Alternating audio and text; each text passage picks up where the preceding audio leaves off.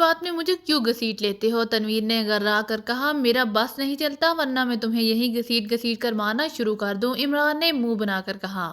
क्या क्या मतलब? तुम मुझे घसीट घसीट कर मारना चाहते हो तो आओ, हो जाए आज इस बात का फैसला कि कौन कितना घसीटता है और कौन किसे मारता है। तनवीर ने घसीले लहजे में कहा और तेजी से इमरान की तरफ आ गया और तीनों गड़बड़ होकर नीचे गिर पड़े। बाकी सब भी अरे अरे ही करते रह गए। जितनी देर में वो आगे बढ़कर इन्हें छुड़ाते वो अपना काम दिखा चुके थे।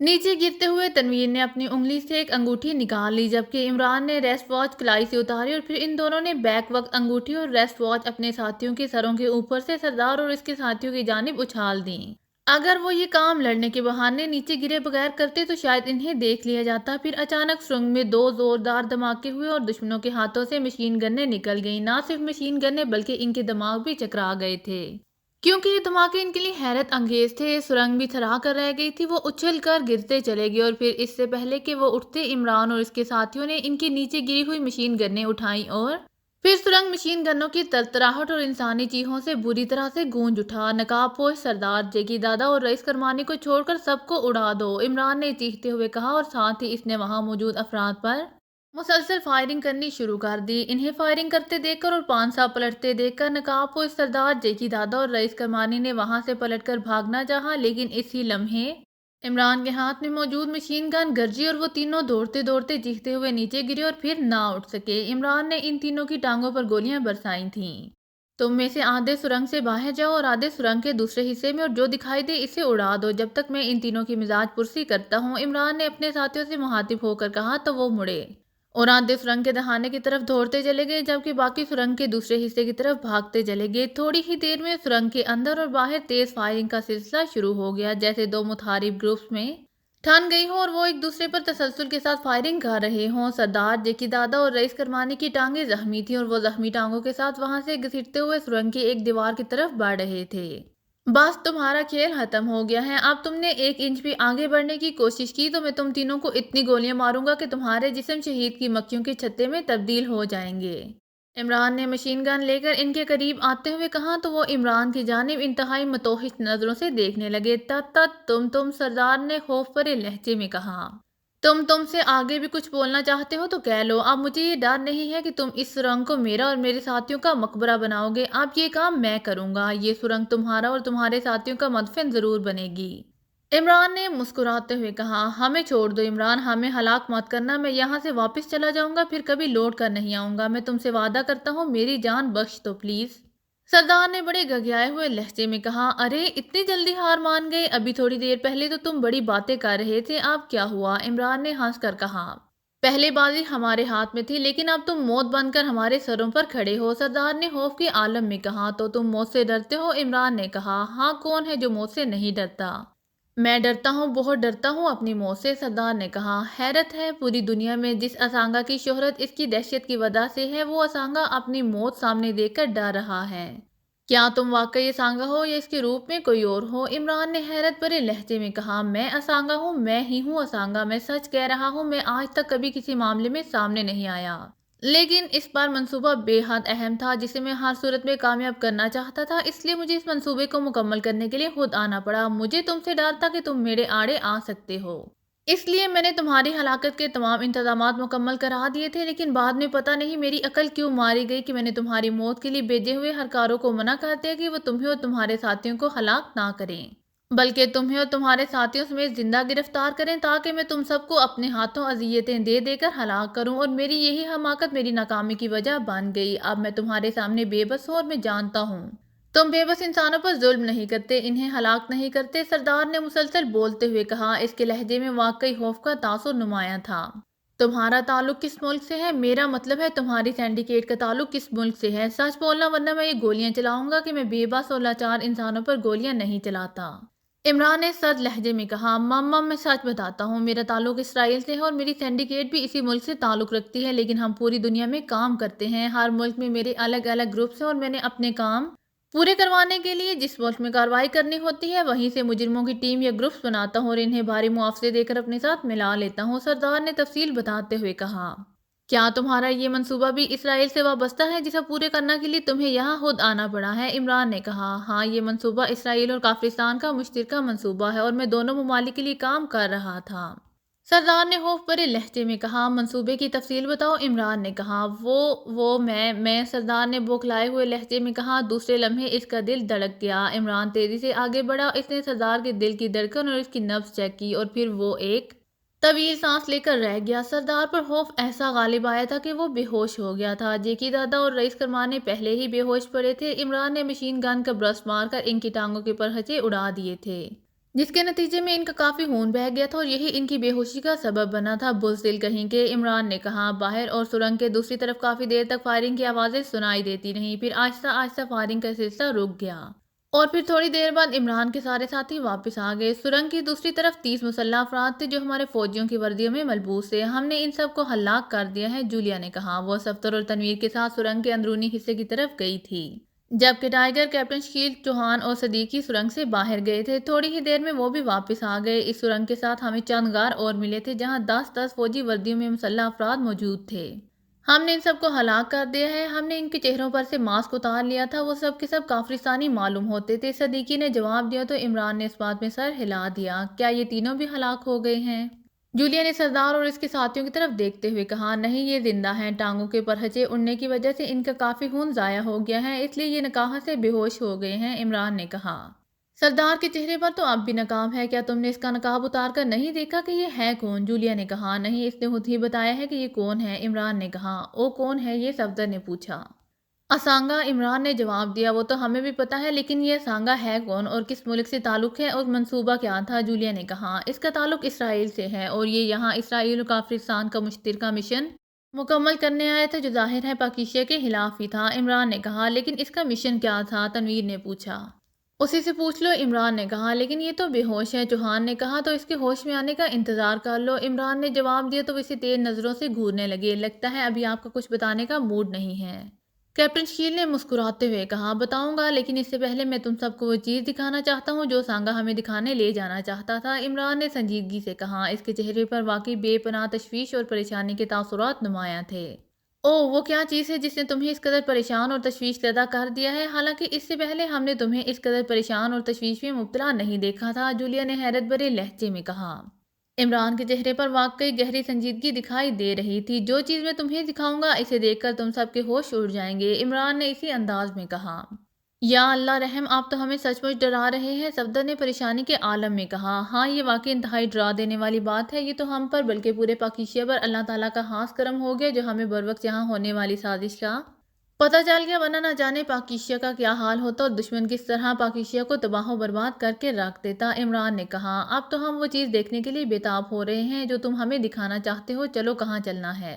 جولیا نے بےتابی سے کہا۔ جیکی دادا اور رئیس کرمانی کو گولیاں مار دو اور اس سردار اور فسانگا کو اٹھا کر اپنے ساتھ لے چلو، اس کی ٹانگوں پر پٹیاں باندھ دو تاکہ یہ اس وقت تک زندہ رہے جب تک ہم یہاں موجود فوجیوں کے سامنے اس کی اصلیت نہ لے آئیں۔ یہ ان فوجیوں کا مجرم ہے، اس لیے اس کی موت کی سزا وہی کریں گے، عمران نے کہا۔ تو تنویر، چوہان اور صدیقی آگے بڑھے۔ تنویر نے رئیس کرمانی اور جیکی دادا کو گولیاں مار کر ہلاک کیا اور پھر ان کے لباس پھاڑ کر ان کی پٹیاں بنائی اور سردار اور فسانگا کی زخمی ٹانگوں پر باندھنے لگے۔ انہوں نے سرنگ سے مٹی اکٹھی کر کے اسے گیلی کر کے اس کا لیپ بنا کر اس کی زخمی ٹانگوں پر لگا دیا تھا کہ خون کا مزید اخراج نہ ہو سکے، اور پھر انہوں نے اس کی ٹانگوں پر مضبوطی سے پٹیاں باندھ دیں۔ عمران کے کہنے پر انہوں نے اس کے دونوں ہاتھ بھی پشت کی طرف کر کے باندھ دیے تاکہ اگر اسے راستے میں ہوش آ جائے تو وہ کوئی حرکت نہ کر سکے۔ پھر عمران کے کہنے پر چوہان نے اسے اٹھا کر کاندھے پر ڈال لیا اور پھر وہ سب سرنگ کے اگلے حصے کی طرف بڑھنا شروع ہو گئے۔ سرنگ بدستور طویل تھی اور سرنگ کے ختم ہونے کے ابھی تک کوئی آثار نظر نہیں آ رہے تھے۔ یوں لگتا تھا جیسے وہ ساری عمر اس سرنگ میں چلتے رہیں گے، لیکن یہ ختم نہیں ہوگی۔ عمران صاحب، ہم کب تک اس سرنگ میں چلتے رہیں گے؟ یہ سرنگ تو شیطان کی آنکھ سے بھی زیادہ طویل ہو گئی ہے، صفدر نے حیرت بھرا لہجے میں کہا۔ بس تھوڑی دیر اور، اب یہ اختتام پذیر ہونے والی ہے، عمران نے سنجیدگی سے کہا۔ مگر اس کے آخر میں کیا ہے جسے ہم سب دیکھنے کے لیے جا رہے ہیں اور تھوڑی دیر پہلے مجرم ہمیں دکھانے کے لیے لے جا رہے تھے، صدیقی نے کہا۔ بہت خوفناک چیز، ایک تھرا دینے والی چیز، عمران کا لہجہ بہت عجیب تھا۔ کیا تم اندازہ لگا چکے ہو؟ جولیا کے لہجے میں حیرت تھی، دوسرے بھی کچھ کم حیران نہیں تھے۔ ہاں، اس سرنگ کو دیکھ کر مجھے علم ہو گیا ہے کہ یہ سب کچھ کیا چکر ہے، عمران نے کہا۔ او، تو پھر آپ ہمیں کیوں نہیں بتا رہے؟ صفدر نے کہا۔ ابھی نہیں، اس جگہ چل کر بتاؤں گا جہاں دشمن ہمیں لے جانا چاہتا تھا۔ اب یہ اور بات ہے کہ خدا کی مہربانی سے الٹا ہم اسے لے جا رہے ہیں۔ اچانک وہ چلتے چلتے رک گئے، سرنگ ختم ہو گئی تھی اور اب ان کے سامنے ایک عجیب و غریب مشین تھی۔ وہ سب بت بنے ہوئے تھے، نہ جانے کتنی دیر تک وہ حیرت بھری نظروں سے اس مشین کو دیکھتے رہے، جیسے اس مشین کو دیکھ کر وہ حیرت سے پتھر کے بت بن گئے ہوں اور اب کبھی حرکت نہ کر سکیں گے۔ وہ ایک عجیب و غریب مشین تھی جو اس سے پہلے انہوں نے کبھی نہ دیکھی تھی۔ او میرے خدایا، یہ میں کیا دیکھ رہا ہوں؟ آخر کیپٹن شکیل کے منہ سے خوفزدہ انداز میں نکلا۔ وہ کیپٹن شکیل کے الفاظ سن کر حیران رہ گئے۔ اس کا مطلب یہ تھا کہ وہ اس مشین کو سمجھتا ہے۔ انہوں نے عمران کی طرف دیکھا لیکن وہ حیران نہ تھا بلکہ وہ مسکرا رہا تھا۔ اس کا مطلب ہے تم بھی مشین کے بارے میں جانتے ہو؟ جولیا نے کہا۔ ہاں، عمران نے کہا، مشین سرنگ کی گولائی کے عین مطابق تھی اور اس سے آگے انہیں کچھ نظر نہیں آ رہا تھا۔ آخر یہ مشین ہے کیا اور اس مشین سے کیا کام لیا جا رہا تھا؟ جولیا نے جلائے ہوئے لہجے میں کہا۔ اسے عمران پر غصہ آ رہا تھا اور مسلسل پراسرار بنا ہوا تھا اور انہیں کچھ بتانے کا نام ہی نہیں لے رہا تھا۔ جانتے ہو جب یہ مشین چلے گی تو کیا ہوگا؟ عمران نے اسی طرح بڑے پراسرار لہجے میں کہا۔ جی نہیں، ہمارے پلے تو کچھ نہیں پڑا، صفدر نے کہا۔ تو سنو، جب اس مشین کو چلایا جائے گا تو یہ ٹھوس پتھروں کو کاٹتی ہوئی مسلسل آگے بڑھتی چلی جائے گی۔ عمران نے کہا۔ پتھروں کو کاٹتے ہوئے تمہارا مطلب ہے زمین کے نیچے ٹھوس پتھروں کو کاٹتی ہوئی؟ تنویر نے کہا۔ ہاں، اس کے ساتھ ایک گول پہیہ لگا ہوا ہے اور اس کے اگلے حصے پر ایک بڑا سا برما ہے، ایسا برما جو عام طور پر ڈرل مشین کے آگے لگتا ہے اور اس سے دیواروں حتیٰ کہ فولاد میں بھی سوراخ بنائے جا سکتے ہیں۔ جب پہیہ گھومے گا تو اس مشین کی ڈرلنگ بھی شروع ہو جائے گی اور یہ پتھروں میں بڑا اور گول سوراخ بناتے ہوئے آگے بڑھتی جائے گی، جس سے یہ گول سرنگ بنتی چلی جائے گی۔ عمران نے انہیں تفصیل بتاتے ہوئے کہا۔ لیکن پتھروں کا صفوف تو یہاں کہیں نظر نہیں آ رہا۔ جولیا کے لہجے میں حیرت تھی۔ یہی تو اس میں کمال ہے، جو پتھر گھسے گا یہ اسے ساتھ ساتھ گیس میں تبدیل کر دے گی اور گیس باہر نکل جائے گی۔ اس طرح سرنگ خود بخود صاف ہوتی چلی جائے گی اور اس مشین کی آواز باہر کہیں سنائی نہیں دیتی۔ یہ خاموشی سے کام کرتی ہے اور اس مشین سے سینکڑوں کلومیٹر طویل سرنگ بنائی جا سکتی ہے۔ عمران نے کہا۔ لیکن گیس میں ان لوگوں کا دام کیوں نہیں گھٹتا؟ صفدر نے پوچھا۔ وہ اس لیے کہ پتھر کی گیس بہت وزنی ہوگی، قدموں سے اوپر نہیں اٹھنے پائے گی اور یوں بھی یہ لوگ مشین کو چلا کر خود باہر نکل آتے ہوں گے، بس یہ سرنگ کے دہانے کے آس پاس کہیں رہتے ہوں گے تاکہ کوئی اس طرف آ جائے تو اسے ٹھکانے لگا دے۔ اسی لیے تو وہ فوجی مارا گیا تھا۔ عمران نے کہا۔ لیکن آخر اس کا مقصد کیا تھا؟ میرا مطلب ہے یہاں اس طرح طویل ترین سرنگ کیوں بنائی جا رہی ہے؟ جولیا نے پوچھا۔ کیا تم لوگ ابھی تک نہیں سمجھے؟ عمران نے منہ بنا کر کہا۔ کچھ سمجھ تو رہے ہیں، صفدر نے کہا۔ خیر، میں باہر نکل کر ساری باتیں بتاؤں گا، پہلے تو ہم کرنل طارق محمود اور ان کے ساتھیوں کو یہاں بلائیں گے، اسانگا کو ان کے حوالے کریں گے اور پھر اطمینان سے باتیں کریں گے اور ان کے سامنے بھی ساری صورتحال واضح کریں گے۔ عمران نے سنجیدگی سے کہا۔ لیکن عمران صاحب، ایک بار آپ ہمیں اس مشین کو چلا کر تو دکھا دیں، ہم بھی دیکھیں کہ ایسا کام کیسے کرتی ہے۔ صدیقی نے کہا۔ نہیں، یہ نہیں ہو سکتا، ایسا سوچنا بھی مت کہ میں اس مشین کو چلاؤں گا اور اس سرنگ کو مزید آگے بڑھاؤں گا۔ عمران نے انتہائی سرد لہجے میں کہا۔ اس کا سرد لہجہ سن کر وہ کام کر رہ گئے۔ وہ حیران بھی ہو رہے تھے کہ صدیقی نے کوئی ایسی بات نہیں کی تھی جس پر اسے غصہ آتا۔ آؤ چلیں، عمران نے اسی طرح غصیلے لہجے میں کہا اور پلٹ کر تیز تیز چلتا ہوا واپس چلنا شروع ہو گئے۔ وہ سب بھی اس کے پیچھے تھے۔ اسانگا بددستور بے ہوشی کی حالت میں چوہان کے کاندھے پر لدا ہوا تھا۔ سرنگ میں یہاں تک آتے ہوئے انہیں 2 گھنٹے سے زیادہ وقت لگا تھا، اب واپسی میں بھی انہیں اتنا ہی وقت لگ گیا۔ سرنگ سے نکلتے ہی انہوں نے سکون کا سانس لیا، کیونکہ سرنگ کے اندر ہوا تو تھی لیکن آکسیجن کی مقدار قدرے کم تھی۔ سرنگ میں ہوا اور آکسیجن کا انتظام اسی مشین کے ذریعے کیا گیا تھا جسے دیکھ کر وہ آئے تھے۔ تازہ ہوا میں پہنچے تو ان کی جان میں جان آئی اور وہ لمبے لمبے سانس لینے لگے۔ پھر سب سے پہلے کرنل طارق محمود کے ساتھیوں کو کھول کر ہوش میں لے آئے۔ اب سوال یہ ہے کہ ہم اتنی دور سے کرنل طارق محمود کو کس طرح بلائیں؟ صدیقی نے کہا۔ یہ کیا مشکل ہے؟ عمران نے مسکراتے ہوئے کہا۔ تو پھر میں جاؤں انہیں بلانے؟ صدیقی نے کہا۔ کسی کو بھیجنے کی ضرورت نہیں، وہ خود ہی آ جائیں گے۔ عمران نے کہا۔ وہ کیسے؟ کیا یہاں ٹرانسمیٹر موجود ہے؟ جولیا نے چونک کر کہا۔ نہیں، میں ابھی انہیں بلانے کا انتظام کرتا ہوں، عمران نے کہا، اور یہ کہہ کر اس نے ایک مشین گن اٹھائی اور اسے ہوائی فائر کرنے لگا۔ باہر تم لوگوں نے جو فائرنگ کی تھی اس کی آوازیں فوجیوں اور کرنل طارق محمود تک پہلے ہی پہنچ چکی ہوں گی۔ اب ہونے والی فائرنگ سے انہیں اندازہ ہو جائے گا کہ انہیں کہاں آنا ہے۔ عمران نے کہا۔ ویری گڈ، اسے کہتے ہیں عقل بڑی یا بینس؟ صدیقی نے ہنستے ہوئے کہا۔ لگتی تو بینس ہی بڑی ہے، عمران نے مسکراتے ہوئے کہا۔ اس کے لہجے میں ایک بار پھر پہلے جیسی شوخی اونت کر آئی تھی۔ پھر انہیں زیادہ دیر انتظار نہ کرنا پڑا۔ تھوڑی ہی دیر میں انہیں میگا فون پر کرنل طارق محمود کی چیختی ہوئی آواز سنائی دی۔ یہاں جو کوئی بھی ہے گھیرے میں لیا جا چکا ہے، تم سب لوگوں کے لیے بہتر یہی ہے کہ ہاتھ اوپر اٹھا کر سامنے آ جاؤ ورنہ ہم فائر کھول دیں گے، کرنل طارق محمود نے کہا۔ کرنل طارق محمود، میں عمران ہوں، میرے ساتھ میرے ساتھی ہیں اور ہم نے فائرنگ صرف آپ کو بلانے کے لیے کی تھی تاکہ آپ آواز کی سمت چلے آئیں، عمران نے بلند آواز میں کہا۔ کیا کوئی خاص بات ہے؟ کرنل طارق محمود نے پوچھا۔ ہاں، بہت خاص، دشمنوں کو گرفتار کیا جا چکا ہے، عمران نے کہا۔ انہوں نے کرنل طارق محمود کی آواز سنی اور پھر خاموشی چھا گئی۔ کیا آپ آ رہے ہیں کرنل طارق محمود؟ عمران نے کہا، لیکن کرنل طارق محمود کی طرف سے کوئی جواب نہ ملا۔ بس اب وہ جواب نہیں دے گا، عمران نے کہا۔ کیوں؟ جولیا نے پوچھا۔ وہ سوچ رہا ہوگا کہیں ہم الٹا دشمنوں کے قبضے میں نہ ہو، دشمن چال نہ چل رہا ہو، اب وہ اپنے آدمیوں کے ساتھ پوزیشن لے کر آگے بڑھے گا، عمران نے کہا۔ ہاں اسے یہی کرنا چاہیے، صدیقی نے کہا۔ آپ سب ہمارے نشانوں کی زد پر ہیں، اپنے ہاتھ اوپر اٹھا لو، کیونکہ اتنی دور سے ہم کچھ اندازہ نہیں لگا سکتے کہ کیا معاملہ ہے۔ آخر 15 منٹ بعد انہیں کرنل طارق محمود کی آواز سنائی دی۔ ٹھیک ہے، عمران نے کہا اور ہاتھ اوپر اٹھا دیے۔ تھوڑی دیر بعد کرنل طارق محمود ان کے سامنے کھڑا ان سب کو گھور رہا تھا۔ یہ اتنے لوگ پہاڑیوں میں کہاں سے آ گئے؟ میں نے تو صرف آپ لوگوں کو اندر آنے دیا تھا، کرنل طارق محمود نے حیران ہو کر کہا۔ یہ لوگ ہم سے پہلے ہی یہاں موجود تھے اور یہ آپ ہی کے ساتھی ہیں جنہیں اغوا کیا گیا تھا، اور ان کی جگہ میک اپ میں دشمن آپ کی فورس میں شامل ہو گئے تھے جو اس علاقے تک ہی محدود رہتے تھے، عمران نے کہا۔ لیکن کس راستے سے؟ پہاڑیوں کو تو ہم نے گھیرے میں لیا ہوا ہے، کرنل طارق محمود نے کہا۔ جنگل میں سے کوئی زمین دوز راستہ ان لوگوں نے بنا رکھا ہوگا، ایسے راستے بنانا تو ان کے بائیں ہاتھ کا کھیل ہے، یہ تو پہاڑوں میں سرنگیں بنا لیتے ہیں، عمران نے کہا۔ پہاڑوں میں سرنگیں؟ یہ آپ کیا کہہ رہے ہیں؟ کرنل طارق محمود کے لہجے میں حیرت تھی۔ ابھی آپ اپنی آنکھوں سے دیکھ لیں گے، تمام ملٹری آفیسرز کو کال کریں اور دارالحکومت کے آفیسر ان کو بھی فوری طور پر یہاں بلا لیں، عمران نے کہا۔ آخر معاملہ کیا ہے؟ کرنل طارق محمود نے پوچھا۔ بہت اہم معاملہ ہے، بس آپ جلدی کریں، عمران نے کہا۔ آخر 2 گھنٹے کی کوشش کے بعد 20 آفیسر وہاں موجود تھے۔ ان میں سر سلطان بھی موجود تھے جنہیں عمران نے خصوصی طور پر کرنل طارق محمود کے سیل فون سے کال کر کے وہاں بلایا تھا۔ عمران نے ان سب کو جب سرنگ دکھائی تو وہ بونچکے رہ گئے، ان کی آنکھیں باہر کو ابل آئیں۔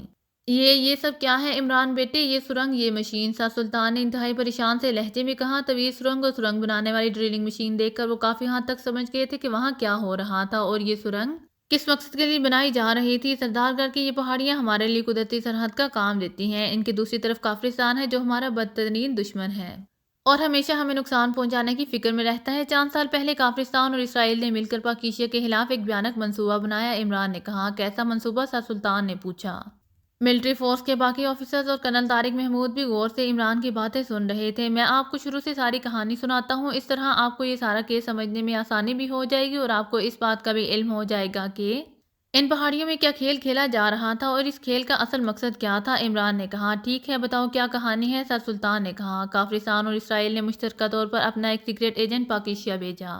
یہ ایجنٹ پاکیشیا میں آ کر ایک ایجنسی کا فوٹوگرافر بن گیا۔ یہ ایجنٹ ہوٹلوں، کلبوں، بار رومز کے چکر کاٹتا رہتا تھا اور ایسے افراد کی طاق میں رہتا تھا جو حکومت کے اعلیٰ عہدیدار ہوتے تھے یا پھر ان کا تعلق فوج کے اعلیٰ افسران سے ہوتا، جو اکثر خفیہ طور پر سول لباسوں میں ایسی جگہوں پر اپنا وقت گزارتے یا پھر ہاتھ تفریح کی غرض سے آتے تھے۔ وہ ان کی ہر برائی کی اس خاموشی سے تصاویر اتار لیتا کہ کسی کو کانوں کان خبر نہیں ہوتی تھی، پھر وہ ان تصویروں کو بذریعہ ڈاک ان لوگوں کو بیچ دیتا تھا اور انہیں تصویروں کے بال بوتے پر بلیک میل کرتا اور ان سے بڑی بڑی رقمیں وصول کرتا۔ یہ بلیک میل اسٹاف ایسا ہوتا تھا کہ کوئی بھی اعلیٰ عہدیدار اپنی پوزیشن اور عزت بچانے کے لیے آسانی سے اس کے جال میں پھنس جاتا۔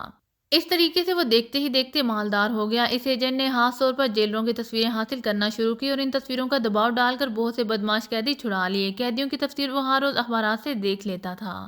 قیدیوں کا ایک گروہ اس کے اشاروں پر ناچنے لگا، کیونکہ ایک نے تو اسے رہائی دلائی تھی، دوسرے نے اس لیے لالچ دیا تھا کہ وہ ایک دن ملک کے بہت بڑے آدمی بن جائیں گے۔ چنانچہ وہ ان لوگوں کے ذریعے دولت حاصل کرتا رہا، اپنا گروہ بڑا بناتا رہا۔ جب یہ لوگ مضبوط ہو گئے اور سردار گڑھ سے لے کر دارالحکومت تک پہنچ گئے تو اس نے کافرستان اور اسرائیل کو حالات سے باخبر کیا۔ اب انہوں نے اسی اصل منصوبے پر عمل کرنے کا حکم دیا۔ سرنگ بنانے والی یہ مشین ہمارا دشمن ملک کافرستان ایجاد کر چکا ہے اور اس کے بارے میں ایک رسالے میں مضمون بھی چھپا تھا۔ کافرستانی ایجنٹوں نے نہایت خاموشی سے اس ڈرلنگ مشین کو پارٹس کی شکل میں خفیہ طور پر کافرستان سے پاکیشیا منتقل کرنا شروع کر دیا، جو بظاہر عام ٹیکسٹائل اور دوسری عام مشینوں جیسے پارٹس کی شکل میں ان پہاڑیوں میں لا کر جوڑ کر مشین بنائی گئی اور پھر اس مشین کی مدد سے پہاڑیوں کے اندر ہی اندر ایک سرنگ بنانے کا کام شروع کیا گیا۔ اس مشین کے ذریعے یہ ان پہاڑیوں کے نیچے ایک طویل ترین سرنگ بنانا چاہتے تھے جس کا ایک سرا پاکیشیا میں ہوتا اور دوسرا دہانہ کافرستان میں۔ کافرستان اور اسرائیل نے اس کام کی ذمہ داری دنیا کی بدنام زمانہ سینڈیکیٹ اسانگا کو دی تھی۔ اس اسانگا کا پروگرام تھا کہ وہ پاکیشیا اور کافرستان کے اس پہاڑی حصے میں ایک طویل اور کشادہ سرنگ بنائی جائے اور پھر اس سرنگ کے راستے کافرستانی افواج اور ہر قسم کا گولہ بارود پاکیشیا میں پہنچایا جائے۔ دشمن افواج سردار گڑھ کی پہاڑیوں کی رکھوالی کرنے والے فوجیوں کو ہلاک کر کے ان کی جگہ لیتے چلے جا رہے تھے اور ان کا ارادہ تھا کہ وہ جلد ہی پورے سردار گڑھ پر قبضہ کر لیں گے۔ سردار گڑھ میں دشمن افواج پوری تیاری کے ساتھ جمع ہو جاتے اور پھر یہ آہستہ آہستہ ارد گرد کے علاقوں میں پھیلتے چلے جاتے۔ اس طرح ان علاقوں کی فوج ان علاقوں میں پہنچ جائے گی اور یہ اپنے ساتھ تباہ کن اسلحہ بھی لائیں گے اور پھر اسی طرح خاموشی سے ایک ایک علاقے پر قبضہ کرتے چلے جاتے اور دارالحکومت تک پہنچ جاتے۔ ہم بے خبری میں مار کھا جاتے اور پاکیشیا آسانی سے ان کے قبضے میں چلا جاتا کیونکہ یہ ہمارے فوجیوں میں اپنی فوج کو شامل کرتے چلے جا رہے تھے۔ اس طرح جلد ہی ہماری فوج کی بجائے ان کی فوج ہوتی اور کافرستان اور اسرائیل کے مشترکہ ایجنٹ اسانگا کی پلاننگ کی وجہ سے پاکستان ہمیشہ کے لیے ختم ہو جاتا اور اس پر کافرستان کا قبضہ ہو جاتا۔ تو یہ تھا پورا پروگرام۔ عمران نے انہیں ساری تفصیل بتاتے ہوئے کہا، ان کی باتیں سن کر وہ سب سکتے کے عالم میں بیٹھے رہ گئے۔ اب میں اس آدمی کی صورت بھی دکھا دوں جو اس پورے منصوبے کو کنٹرول کرتا رہا ہے۔ یہ کہہ کر عمران نے نقاب پوش سردار کی طرف بڑھا۔ وہ ایک فوج پر بیٹھا ہوا تھا اور اس کے ارد گرد دو فوجی مشین گنیں لے کر چوکس کھڑے تھے، کہیں وہ زہریلی سوئی وغیرہ کے ذریعے خودکشی نہ کر سکے۔ تلاشی کے دوران اگرچہ ایسی تمام سوئیاں برآمد کر لی گئی تھیں، لیکن اس بات کا امکان تھا کہ اس نے ایک آدھ سوئی کہیں کسی جگہ چھپا لی ہوگی۔ عمران نے آگے بڑھ کر اس کا نقاب نوچ لیا۔ عمران کے سارے ساتھی یہ دیکھ کر بری طرح سے اچھل پڑے کہ وہ آدمی ہوٹل القاسم کا مالک سیٹھ کاشف مرزا تھا، جسے وہ ہوٹل میں چھوڑ کر سردار گڑھ آئے تھے۔ اس کے ہوٹل میں جیکی دادا اور رئیس کرمانی سے عمران کی جھڑپ ہوئی تھی اور وہ دونوں غائب ہو گئے تھے۔ یہ اصل سیٹھ کاشف مرزا نہیں ہے، اس کے چہرے کے پیچھے ایک اور چہرہ چھپا ہوا ہے جو اسرائیلی ایجنٹ اسانگا کا چہرہ ہے، عمران نے کہا، اور اس نے سیٹھ کاشف مرزا کی گردن کے ایک حصے میں چٹکی بھری۔ دوسرے لمحے اس کی گردن سے ایک جلی اترنے لگی اور پھر وہ ایک غیر ملکی کو دیکھ کر حیران رہ گئے۔ یہ آدمی شکل و صورت سے ہی انتہائی کینہ پرور، مکار اور درندہ صرف دکھائی دے رہا تھا۔ تو کیا یہ اصل اسانگا ہے جس نے پوری دنیا میں دہشت پھیلا رکھی ہے اور یہ جس ملک میں جاتا ہے تباہی اور بربادی اس ملک کا مقدر بن جاتی ہے؟ سر سلطان نے حیرت بھرے لہجے میں کہا، جی ہاں، یہی اصل اسانگا ہے اور یہ ون مین آرمی کے تحت کام کرتا ہے۔ اس کے نام کی سینڈیکیٹ ضرور ہے لیکن اس کا اپنا باقاعدہ کوئی گروہ نہیں ہے۔ اسے جس ملک میں تباہی اور بربادی اور شر انگیزی پھیلانی ہوتی ہے، یہ اس ملک کے مجرموں اور بدماشوں کو اپنا اعلی کار بناتا ہے اور انہیں یا تو بلیک میل کرتا ہے یا پھر بڑے بڑے معاوضے دے کر اپنے ساتھ ملا کر گروپس بنا لیتا ہے۔ یہاں بھی اس نے ایسا ہی کیا تھا۔ یہ چونکہ اسرائیل اور کافرستان کا انتہائی مذموم منصوبہ تھا، اس لیے اس منصوبے کو مکمل کرنے کے لیے یہ خود بھی یہاں پہنچ گیا تھا اور اس نے یہاں ایک نہیں تین روپ دھار رکھے ہیں۔ اس کا پہلا روپ ہوٹل القاسم کے مالک سیٹھ کاشف مرزا کا تھا، دوسرا یہ سردار گڑھ کے سردار چنگیز خان کے روپ میں بھی سردار گڑھ پر راج کر رہا تھا۔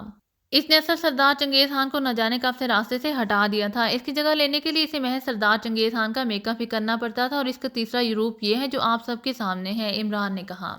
یہ تو اسرائیل اور کافرستان کا واقعی پاکستان کے خلاف بہت خوفناک منصوبہ تھا۔ اگر وہ فوجی ہلاک نہ ہو جاتا اور ان پہاڑوں میں اسانگا کا کارڈ نہ ملا ہوتا تو ہم اس بات سے قطعی انجان رہتے کہ یہاں کیا کھیل ہو رہا ہے، اور یہ سرنگ مکمل کر کے مسلح افواج کے ساتھ یہاں گھس جاتے اور پھر وہی ہوتا جو تم نے بتایا ہے۔ سر سلطان نے عمران کی طرف دیکھتے ہوئے کہا، جی ہاں، اسانگا سے سب سے بڑی غلطی یہی ہوئی ہے کہ یہ اپنا مخصوص کارڈ ہمیشہ اپنے پاس ہی رکھتا تھا۔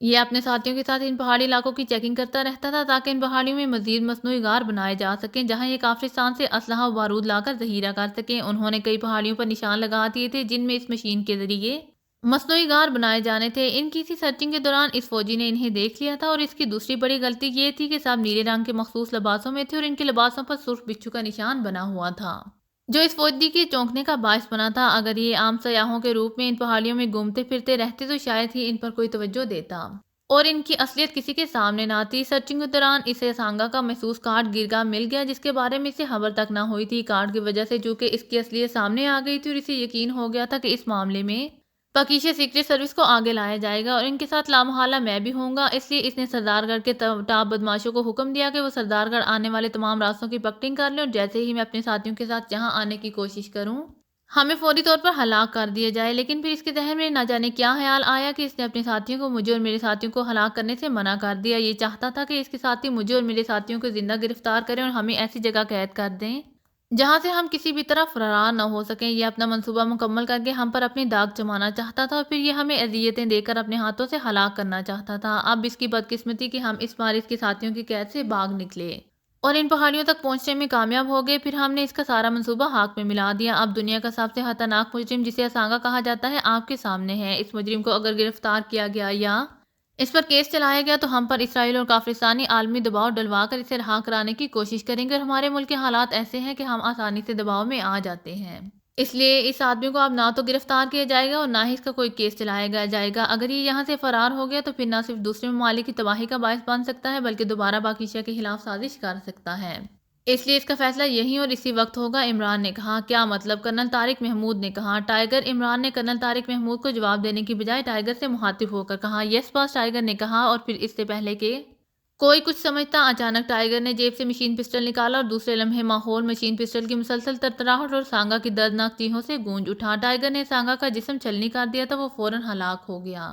یہ تم نے کیا کیا؟ تم نے ہم سب کے سامنے اسے قتل کیوں کیا ہے؟ کرنل طارق محمود نے کہا، میں نے نہیں، اسے ایک پاکستانی نے ہلاک کیا ہے، اس عام پاکستانی نے جس کی زندگی اس نے داؤ پر لگا دی تھی اور انہیں کافرستان اور اسرائیل کا محکوم بنانے کا ارادہ کر رہا تھا۔ عمران نے اسپاٹ لہجے میں کہا۔ اس نے اپنے ساتھیوں کو اشارہ کیا اور وہ سب مڑے اور تیز سے چلتے ہوئے وہاں سے نکلتے چلے گئے۔ سر سلطان بھی ان کے ساتھ تھے۔ حکومت کے بے شمار اعلیٰ عہدیداران اور فوج کے اعلیٰ افسران حیرت سے انہیں دیکھ رہے تھے، لیکن اس کے ساتھ چونکہ سر سلطان تھے اس لیے ان میں سے کسی ایک کے منہ سے بھی لفظ نہ نکلا تھا، کیونکہ وہ سب جانتے تھے کہ عمران پاکستان سیکریٹ سروس کے لیے کام کرتا ہے اور اس نے سانگا کو اگر ہلاک کیا ہے تو اس کی اجازت اسے یقیناً ایکس 2 نے ہی دی ہوگی، اور ایکس 2 کے سامنے ان میں سے کوئی بھی ایسا نہ تھا جو دم بھی مار سکتا ہو۔ بعد میں سرنگ کو بند کر دیا گیا۔ اس کو بند کرنے کے لیے سیمنٹ اور کنکریٹ کے علاوہ پگھلا ہوا سیسا بھی استعمال کیا گیا اور پہاڑیوں پر مستقل طور پر پہرا بٹھا دیا گیا۔ القاسم ہوٹل پر حکومت نے قبضہ کر لیا اور اس سے مستقل طور پر سیل کر دیا گیا۔ اگر آپ کو میری ویڈیو پسند آئے تو please like, share and subscribe کرنا مت بھولیے گا۔ جزاک اللہ۔